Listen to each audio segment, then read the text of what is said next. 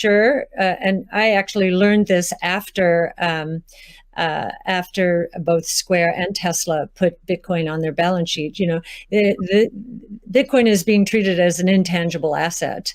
And so we need to get FASB to reconsider this, because with an intangible asset, if the asset goes up in price, it can't be marked up on their books. But if it goes down, it must be marked down.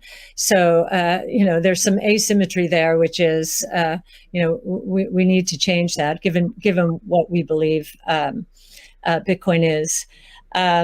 And I do believe if I'll harken back to something, well, it was either Elon or Jack said, think about it. You take away the boundaries, the different currencies. Just think about how explosive growth could be, and how wide-reaching taking the friction out of the system could be. So I would encourage corporations to think about that this ability to do business anywhere in the world, ultimately, obviously, we're paving the way here.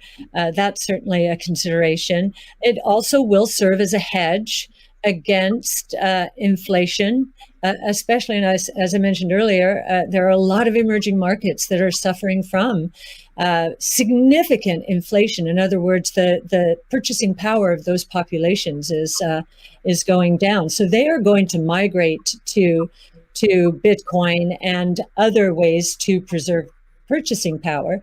And again, being able to sell to them in that kind of currency would be very useful. I'd also suggest, once again, this idea of deflation, I think, is going to be a real thing.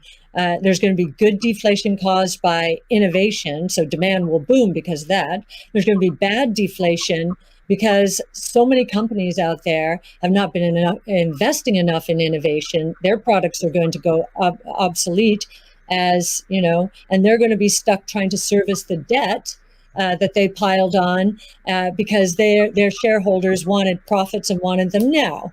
So they leveraged up to buy back their shares and pay dividends, and so I think that's going to be the source of bad deflation and counterparty risk.